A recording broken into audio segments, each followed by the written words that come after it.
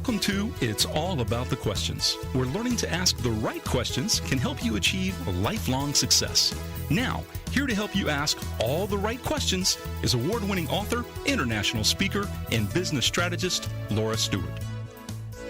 Good morning, afternoon, and evening, everyone. And this is live radio, so it's really funny. I was just sitting here and my microphone literally just dropped out of its bracket here, so hopefully everybody can hear me well. I'm trying to tighten it back down, but that's the beauty of live radio. I am so excited to be here today because I can't even figure out how to describe my upcoming guest. This is somebody I've originally met through social media and some other people that I'm very close with, and I've referred her to clients, and I'm going to continue to refer her to clients, but I can't figure out how to describe what Jessica Rhodes does or who she is because she's so multivariate, and I'm really excited to have her on the show today.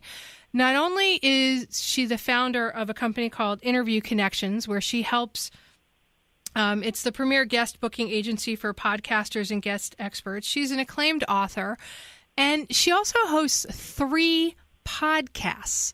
I don't know how she has the energy to do all this with family and everything else that is going on in her life, but we have so much to cover today about podcasting, about interviews, about business, about entrepreneurship.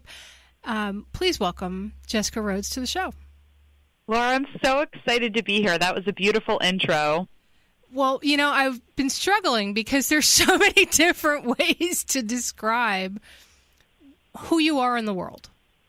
You know, other than, you know, a great human being and a lovely person and, you know, and all those other things, there are many things that you do out there in the world to help other people get their message out. And that is truly exceptional.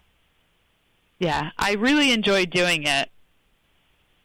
So here's a question for you. How do you seem to manage your time so that you can host 3 podcasts, run a highly successful in-demand business, speak at top events on podcasting, and also have your podcast used as coursework at a university? Yeah, so I think the first thing is I have a very supportive spouse. That's key because as an entrepreneur, you're not always the most easy person to be married to because you love your work. And one of the things that I did a year ago is I got an office outside the home. Because being wrapped up in my business, I realized I had to have some more separation between my work and my home life. Because when I am working at home, it's often I'm trying to go between the kids and work. And now that my office is outside the home, I can separate the two. And I know that when I'm at home, I am at home, and when I'm at work, I'm at work. So I think blocking the time is huge. And then another big piece of it is I have a great team. So one of the skills that I learned at my last job was hiring and managing staff. And so I think that's one of the biggest skills that I have leveraged to be successful is that when something is could be done better, faster, or cheaper by somebody else, I have a team member do it. So I have a whole guest booking team. So I'm not personally doing all of the researching of shows and pitching podcasters and following up. I have guest bookers. I have somebody that assists me in my marketing. So while I'm creating all the podcasts, I don't do editing. For most of my podcasts, I have somebody that helps me with posting the podcast and creating the graphics and the social media posts. So a lot of what's being done that you can see online, I have people that are helping me do it. How do you decide at what point you need to have other people helping you? I know it's a big struggle for a lot of my listeners.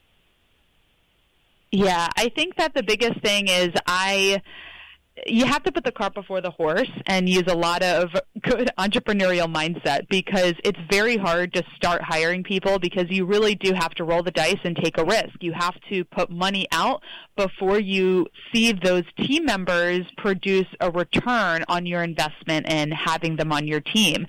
So, I mean, it's funny because I was just met a local mom at the park, and she's asking me, she's like, "So how's the money and then what you do?" And I'm like, "Well, for a long time, it wasn't really any." You have to, like, quite frankly, and Dave Ramsey would probably cringe at this, but I leveraged my line of credit with my with Discover. You know what I mean? Like, you've got to not always be the smartest person financially, but eventually it does pay off. So I've also worked with a great business coach who's helped me decide when is it a good time to hire and when do I need to scale back. And one lesson that I've learned in having a team is you want to try to have the least number of people on your team as possible and basically max out their bandwidth before you hire more people, because some of the mistakes I've made is having too many guest bookers, and I end up making no money because I'm paying all these people to do the work and then I'm not making anything. So it's a constant lesson and balancing act.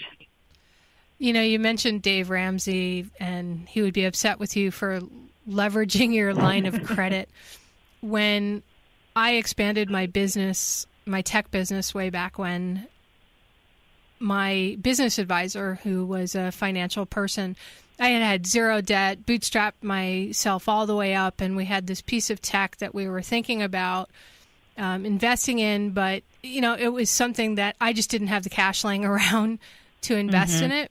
And he literally laid out for me a financial model that I had never seen before, which made so much sense as to when is the right time to leverage that to grow it, your business. And I thought that was really fascinating, because I had always been raised on don't go into debt. The only debt you take on is your mortgage. And with that, you still buy a house way lower than your income kind of thing, so that you can afford it post, God forbid anything were to happen. And I think it's interesting that you took that chance, even though you felt that there was some business advice out there that says you shouldn't do it. But there was something in your gut that said to you, if I do this, it's going to pay off big time. Yeah, and I think the key is separating like personal finance advice from business finance advice. And the shift for me was when I could separate my personal finances from my business finances, incorporating the business, setting up a business bank account, making that credit card that I was using for certain things like going to conferences, and sometimes, just having a backup for certain business expenses, making that only for business expenses. So as I started separating the two, personal from business, it definitely became a lot better. Well, that makes a lot of sense. And a lot of my listeners, a number of them actually, and my clients that I work with on strategy and business development work, they have a difficult time. And you mentioned you moved your office out of the house, so now you have more of a delineation. But what often happens is people then start going, oh, well, I need to do some stuff on my phone or my iPad, or you boot up your laptop. How are you balancing that with now your office is out of the house, but yet there's still work that you feel needs to be done? I mean, your stuff goes across many time zones. Yeah, that is so true. Having a team is a big part of it. So that since I've been able to outsource a lot of the guest booking, luckily now I have, team members that are kind of on point with a lot of emails. But what I try to ask myself is, if I do glance at my phone or check my email on my laptop, I'll look at it and I'll just ask myself, if it's like 5 o'clock or 5:30, I'm making dinner and I see it, I'll just say, can this wait until, the kids go to bed? What will happen if I don't answer this email until 10 a.m. tomorrow? And usually the answer is, nothing is going to happen. You can answer this tomorrow morning. So that's kind of what I try to ask myself, and that helps. That's a really great question to ask yourself, because most of us tend to feel if somebody texts us or calls us, it has to be responded to immediately. I know my mom, heaven forbid, a ringing phone is not answered. And I'm like, Mom, just let it go to voicemail. We're eating, or, right. We're watching something. It's no big deal. The most important people are in this room, so we're okay. Exactly. So that's a really great question for everybody out there to think about, that Jessica talked about. Evaluate the incoming information with a filter of, can this wait? How critical is this? Which is more important, what you're working on now or what that new data is that's coming in? It's a helpful thing to think about, but it's not something that is always easy to do. So, Jessica, we're about to go into our first commercial break. And is there another question you suggest our listeners think about in terms of managing their time? That is a really good question. A lot of the questions I kind of prepared for listeners was around podcast guest booking, which I think we're going to get into. We so are. But I think that question of, just ask yourself, is this urgent? Do I need to deal with this right now? I think that is a really good one to keep in mind. It'll keep work separated from your family life, which is key, I think, for entrepreneurs.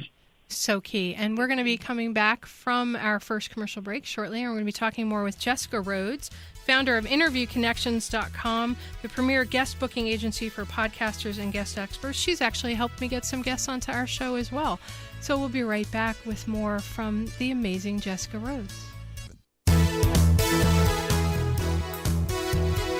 Success comes from not only what you know, but also who you know. Welcome back to It's All About the Questions with award-winning author Laura Stewart. Jessica, you have created one of the premier companies for getting people booked onto shows, onto podcasts, specifically onto podcasts. How did you decide to create that particular niche? So it all started, I started my business as a virtual assistant, and I wanted to be a stay-at-home mom. So for me, primarily my goal as an entrepreneur was to have a home-based, job. And my dad was actually my first client. He's a business coach. And one of the tasks that he had me do for him was book him on podcasts. And I was doing some other things. I was doing some, administrative work, some sales calls, and he also had me get him booked on podcasts. And as I was doing that, we were seeing success. It was good for his business. So he started referring me to some of his friends, some of his entrepreneur friends. And that is really where it took off. I started being asked by podcasters, I didn't know there was somebody that was connecting guests with hosts. What do you do? People started asking me to be on their show and talk about how I started a business with a newborn at home. And the light bulbs just started kind of going off. And I reached a point when my son was about 3 or 4 months old that I wanted to really scale my business. I wanted to have a higher income and more revenue, and I could only work so many hours in the day. So my dad coached me and helped me come up with the idea for InterviewConnections.com, where I could just offer the service of booking guests, and that's kind of the rest is history. I went from offering, hourly work as a VA to people paying a flat rate for a certain number of guests. And the business has kind of evolved and changed over the years. And now, I went from doing everything myself to having a team of bookers. Well, and now my understanding is you're not just hired by shows to book them guests, but you're hired by people who want to be booked on shows to promote them. And that was kind of the interesting thing, is that when I started the business, I started it as finding guests for my clients' podcasts. Like, the podcasters would hire me and I would find their guests. And I knew that in order for the business to be successful, I had to be able to guarantee the bookings, because people want to pay and they want results. They don't want to say, I'll pay you this and maybe I'll get something out of it. So I knew I had to guarantee it. And for me, it was a lot easier to guarantee guests, because everyone wants to be interviewed, but it was a lot harder of a sell to pitch a guest to a podcaster, right, and have the guest be the client. But after a while, I had some another coach of mine, Melanie Benson, she said, you've got to scale and you've got to offer this other side of the service. This is what a lot of people want. So I did then open up that other service. And for me, the key was having a team member. It was after I hired one of my first guest bookers, and she really gave me the confidence to extend this offer to guest experts who want to be on shows. And that's actually the highest demand service that we have, is people that want to be on shows, because I'm noticing a lot of podcasters take their guest booking in-house. And I think there's also less interview-based podcast launching. I think more and more people who are launching podcasts are doing solo shows or a mix, or they're simply they're not outsourcing the guest booking. So it's been interesting to watch the podcasting community change over the years. Why do you think it's changing like that? I think less and less people are launching podcasts because they're realizing it's hard work. Yeah, it is. I think that a lot of people who were launching podcasts like every other day 3 years ago thought they would launch it and it would be super easy and they would make a ton of money doing it. And then when they realized it actually took a lot of work and it took a long time to see success, they stopped. And I even see articles like, oh, you can be a guest on podcasts, still get the same results, but you don't have to do any of the editing and production and all that work. And while being a guest on podcast is great, it is not a replacement for having your own show. It's not a replacement for owning your own media. So I think it is important that you do both. But I think the bottom line is a lot of people aren't okay with work.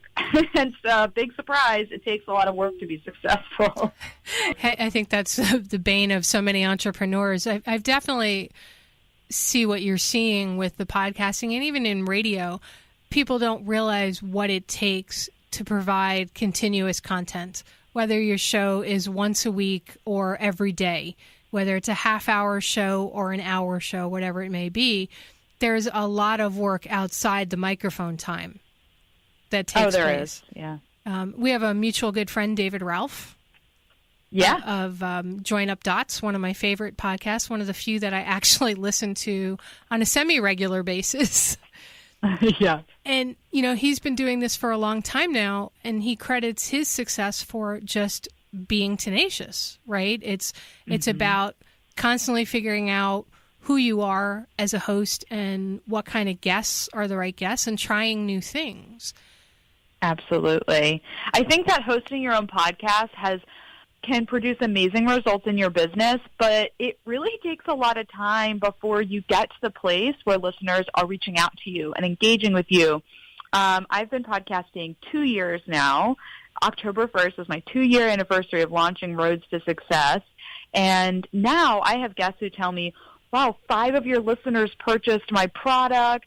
People are reaching out to me. So I have a very engaged audience, but it took a couple years to get there. It took a couple years to start hearing that myself and my guests were getting a lot of engagement from listeners. So a lot of people are just impatient and they don't want to do something that takes a long time. They want, fast results. And podcasting can produce great results, but it's not necessarily the fastest path. I had a guest on my show last week, Leslie McGurk. She wrote a book called The Power of Mercury about Mercury retrograde and how to thrive in it. And we were at her book signing here locally a couple of days after the show. And Mom and I were sitting there because she's a friend and her book is really amazing. And she's brilliant at what she does. Not to mention she has 2 million copies of her children's books in print. But we're sitting at the book signing and people are asking her questions. And somebody said, well, I heard you on the radio the other day and you were talking about this, and this on the show. And multiple people behind said, oh, yeah, we heard that on the radio, too. And they didn't know that I was in the audience, but they all heard my show and they were all commenting about it. And that, I think, was so powerful for me in that you don't know who's listening at any one point in time, even when you're doing radio or you're podcasting. You can see who's got your downloads, but you don't know who's really listening until you get that, like you, where somebody says 5 people purchased or has done something like that. So you just have to keep trying, just like any business, until it starts to click. Yeah, and I think another tip and thing that I've learned is to go to conferences and events where your community and where your listeners are hanging out. I was just at an event called Podcast. It was a Mid-Atlantic Podcast Conference a couple weeks ago.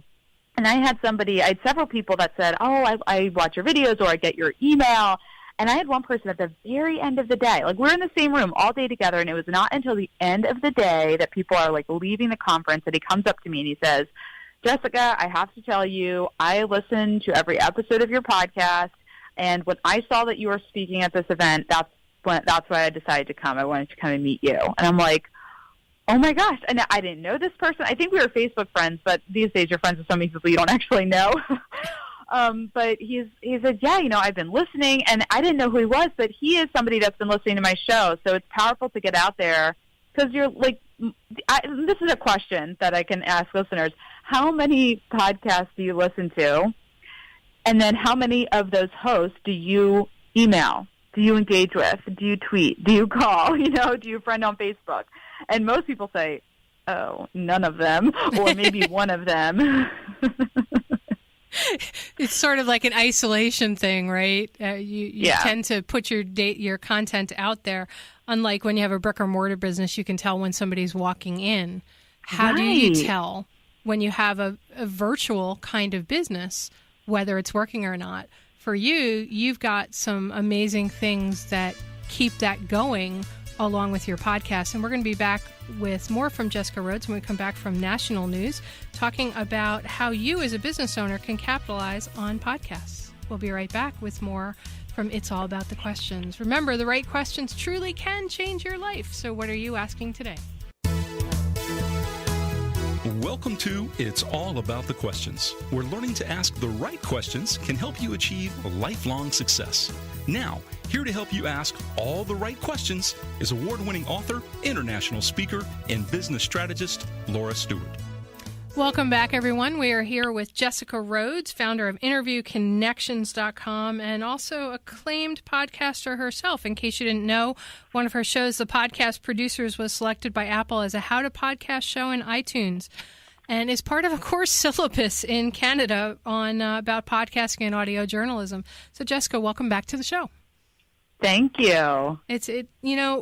The first half of the show, we were talking about so many different things. We talked about your journey as an entrepreneur and managing your time with all these different things you are doing, including having this increasingly growing business with a family. And then about how you developed Interview Connections. Here's a big question for you. Why book podcasts and not traditional media, if I can say that word correctly? Yeah, so there is certainly a place for both, depending on what your business is. But, I work with a lot of small business owners, entrepreneurs, and while traditional media can be fun and it is sexy to have those big logos on your website, I was seen in, XYZ publication. There is some credibility that comes along there, but it doesn't convert new business like a podcast can. And the big difference is that when you're on a podcast, you're speaking to a much more targeted audience. It's typically a smaller audience, but people are much more highly engaged in the content and the people that they're hearing than when they're browsing through entrepreneur.com and they're kind of breezing through the article, or when they're listening passively to the radio while they're driving in their car. Although I hope people are not listening passively to this. But so, yeah, it's just a much more engaged. And then the other difference is you can really have a much closer relationship with a podcaster and a much more valuable business relationship, because they're typically, the owner of that show. They're typically the owner of a business within your niche. Most likely, if you're on a podcast, you're connecting with a podcaster who's also in your industry. So there's a lot of referral opportunities there. Well, that makes a lot of sense, except in the case of my show, which is a very personal show. Exactly. And there's obviously, yeah. But my show goes to podcast as well. Yeah. I just like the benefit of being on the air live on iHeartRadio. There is something. Totally, yeah. By the way, I know you've probably been on iHeartRadio before, but now you can put a logo on your website saying, as heard on iHeartRadio. Well, and then the also thing that is new, I host my podcast on Libsyn, and they now distribute my podcast to iHeartRadio. And so they've added that option to a lot of podcasters. Yeah, they have. And it's fascinating how the two worlds are colliding. the traditional Yeah. media and the podcast world are really changing. The whole connected car, where you can listen to podcasts live while you're driving the car versus just turning on the radio dial and getting your local station.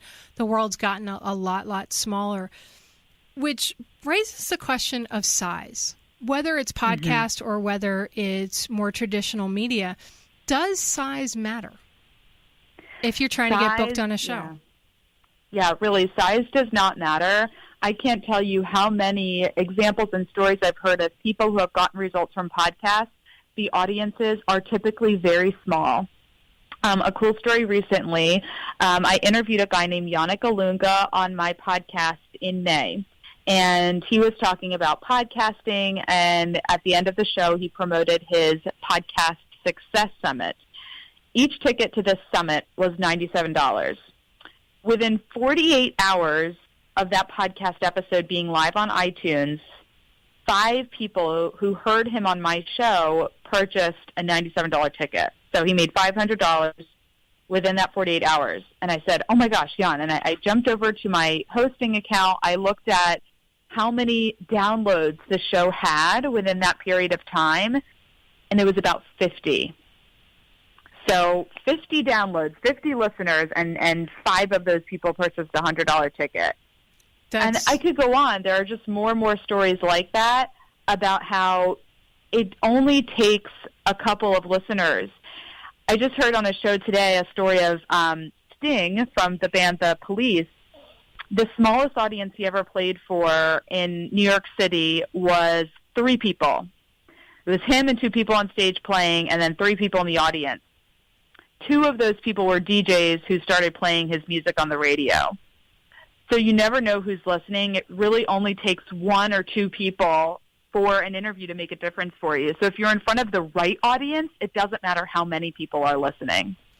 When I started going out and doing speaking for my book, and I did some book signings and author talks, one of the best pieces of advice I ever got from one of my mentors, Rick Frischman, was it doesn't matter if only one person shows up at your book signing or at a speaking event for whatever reason. That person is going to be the right person that's in the room. And that's been proven time and time again, just like with the Sting analogy that you told. All it takes is one download of a podcast. So what is it then that makes people say, I don't want to be on a show unless it's bigger? Is it in their thinking that they don't really understand that part about having the right targeted market?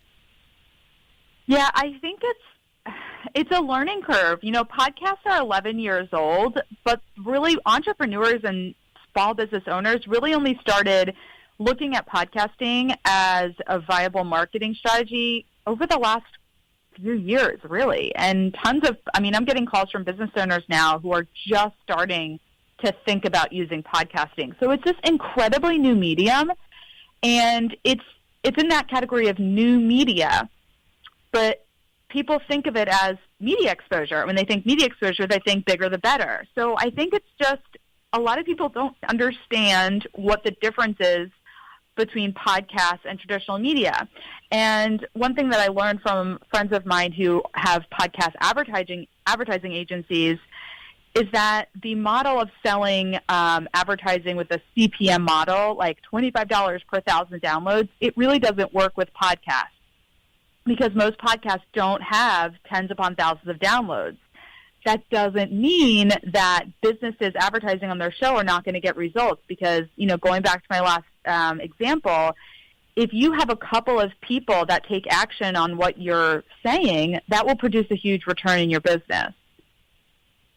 Okay, so how does somebody, a business owner, an author, a speaker, somebody who wants to start going out and being interviewed on podcasts, we'll address those who want to start their own podcasts later, how do they prepare? What do they need to be thinking about?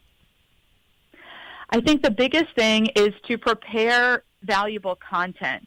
A lot of people, entrepreneurs, they have sales pages for their business, and they look at podcast interviews as a way to advertise.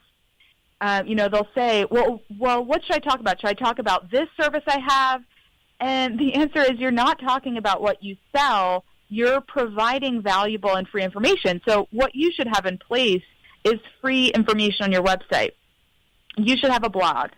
You should have videos. You should have podcasts. You should be actively putting out information on social media, tips, stories, things that are going to our target audience, grow their business or, improve their life, whatever you help people with. So as you are providing that free content, it's going to give podcasters some ideas of what to ask you about, but it'll also inspire podcasters to ask you to be a guest on your show, because if you put out a really valuable blog post, that would have some podcasters saying, that was such a great blog, I want you to come on the show, I want to ask you all about it, we're going to do a whole episode about what you wrote about. So it's not just about looking at a podcast interview as advertising.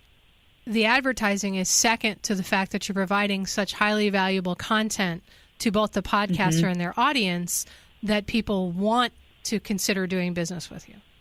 Exactly. There's a huge difference between content marketing and advertising.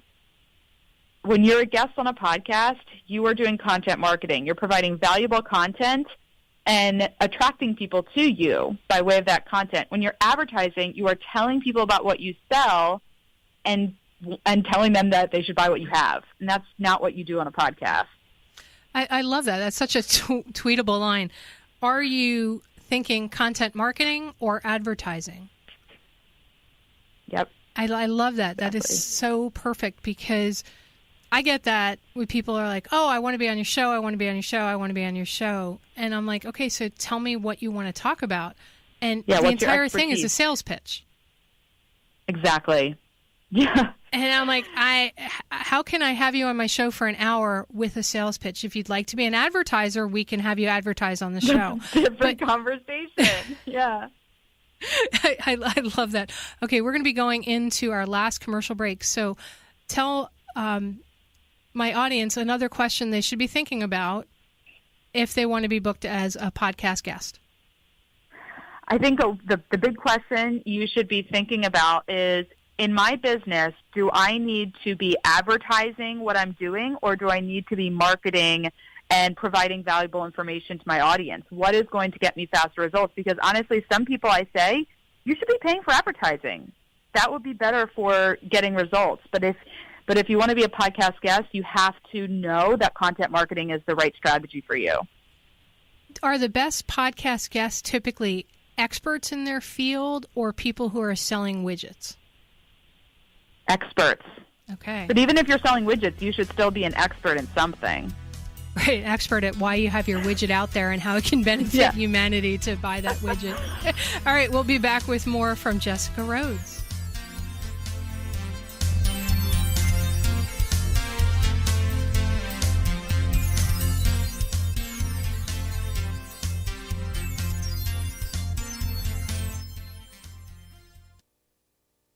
Hello, everybody. We are back, and I can't believe, as I say every week at this time, we're on the last segment. Jessica, I just can't believe we're almost done with the show today.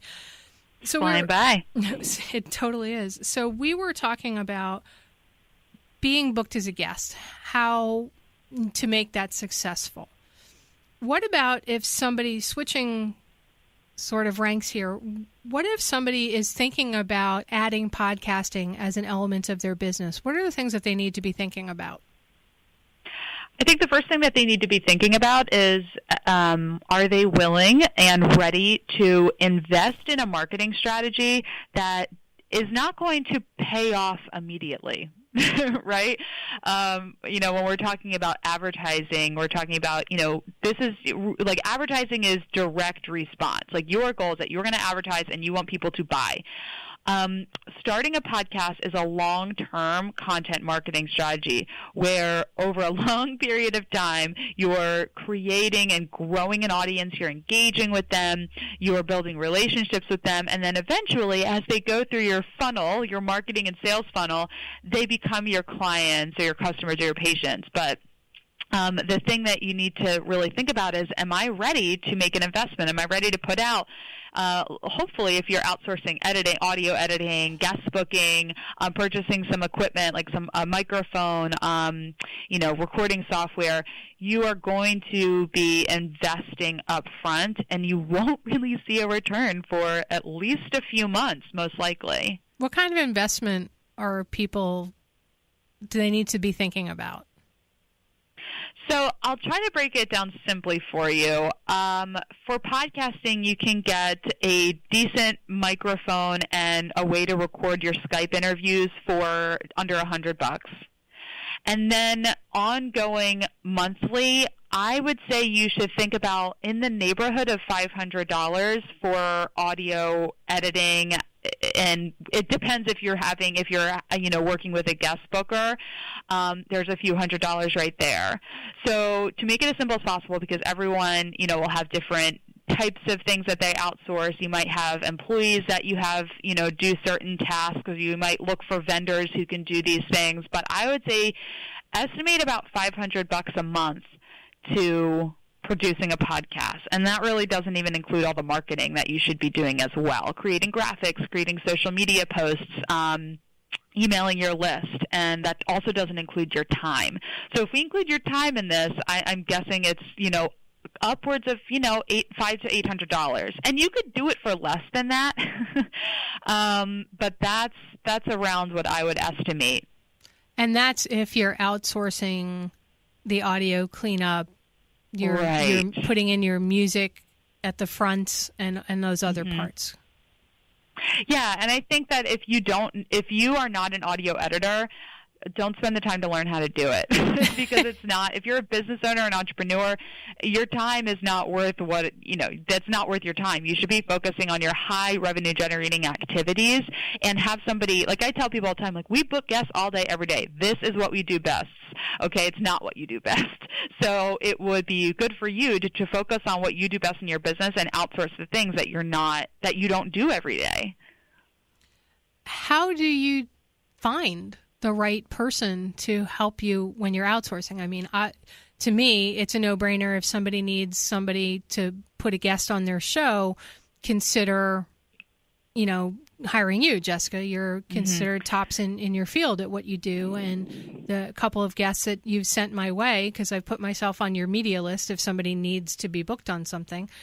And, the guests have been great. I don't use a lot of them because I book months in advance as it is. But how does somebody find the right people for those other things?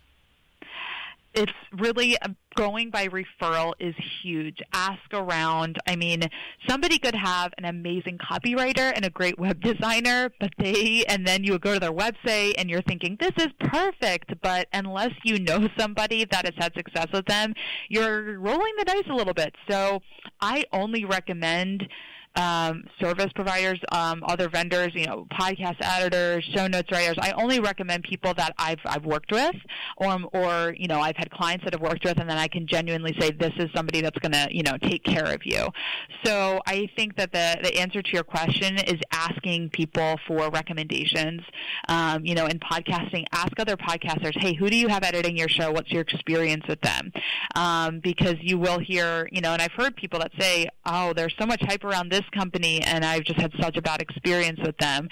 So you don't always just want to go off the marketing and the branding and the hype around somebody who might have like a big partner with them. You want to focus on people, on the recommendations of people that you trust. Now, you have a bunch of resources on your websites and on your podcasts as well to help people with those different things. How do people connect with you? Yeah, so my website is Jessica Rhodes, Rhodes, jessicarhodes.biz, and I've got so many blogs, videos, and podcasts that will go so much deeper into all the stuff that we talked about. And say that website one more time. Yeah, jessicarhodes.biz, Rhodes, jessicarhodes.biz. Yeah, everybody remember it's .biz and not .com. Because we want to make sure you get to the right Jessica Rhodes, the one and only, the best, with amazing resources. We've been talking a lot about podcasts as a marketing tool. Is a podcast more than that? I think so. I think podcasts are so much more than a marketing tool. I think podcasts are like therapy. Like, to be able to have such great conversations with guests, and when you're on somebody's show, some of my best friends are people that I connected with through podcasting. And it's just amazing, You can get such great information and guidance and help with podcasting. My third podcast that I started, it's with my husband. It's called The Parenting Rhodes, and it's really an audio journal. I would do it if nobody listened to it, because it's a chance for my husband and I to sit down and have a conversation together. There's no interruptions. We turn everything off and we get our microphones out and we record a podcast, and we've got like 100 people that listen to us every episode. I'm pretty amazed by that, but we really do it to talk to each other. And so, podcasts change people's lives. I really do believe that. So it is so much more than a marketing tool. For when I started the radio show, the reason I wanted to do it was to help people shift their perspectives, because you only know what you know and the people around you know unless you get more input and different perspectives of people from different walks of life with different experiences. And I believe, like you do, that podcasts are the way to get that information. We used to go to libraries and just read books, and now there's more than books because people are auditory learners. And absolutely. Do you have a favorite podcast? I have a lot of favorite podcasts. In fact, my podcast tomorrow, I actually talk about all my favorite podcasts, so that's an episode to listen to. But and which podcast is that one on that people can find out? Yeah, what's your favorite Rhodes podcast? to Success. Okay. So if you go to my website, jessicrhodes.biz, you'll see it, or you could search the podcast store, iTunes store for Rhodes to Success. But I think I'll give you a fun favorite podcast. It's called The Walking Dead Cast, and it is a fan podcast for The Walking Dead. So if you like that show, this is such a great podcast to listen to every week, where they recap the last episode. But I have some favorite business podcasts, but that's the one I'll recommend, because I think podcasts, that shows you the lesson that your podcast has to be entertaining, as well as, helpful and informative. I like entertaining podcasts. Yeah, it's so true, right? We tend to take ourselves so seriously, but there are reasons why there are so many hundreds upon thousands, perhaps millions of podcasts out there. I mean, I don't even know how many are on iTunes, because they're being added daily. And some of them are my favorite topic, all about Star Trek, 50 years of Star Trek. And it's a lot of fun to pay attention to those. So last thoughts before we end the show today that you'd like to share with my audience. I think the last thought is just to give podcasting a shot. This is such an amazing way to connect with people who enjoy listening to their content. Is blogging easier? Probably, because it doesn't take as long to put together a blog post than a podcast. But the thing that you have to remember is that there are audio learners, and there are people that learn by reading. And so if you are not creating a podcast, you are not reaching people that prefer to learn through audio. Okay, so what do you say to people who are visual learners? Videos. We didn't even get to videos, but you should definitely be doing video. I do videos every week. So do you do video podcasts, or is that? Yes. Okay. Yep, my videos are on iTunes as a video podcast, and I also have a YouTube channel, and I upload them at Facebook. We could do a whole other show on that, but yes, you want to have your videos everywhere. Yeah, we may have to do that. I'm thinking about putting a camera in the studio, but the problem is the station's not equipped to handle the feed of my call-in guests, so it'll just be me talking and not having that other half. So that becomes the problem. I thank you so much for being on the show today, Jessica. Thank you for having me. It's been great. And everybody, remember, the right questions truly can change your life. So what are you asking yourself today? Do you need to hire somebody like Jessica to help you get interviewed, to set up your podcast? Understand that your perspectives will change based on the questions you ask and who you ask and love. Thanks, everybody. Have a great day, and I'll see you next week.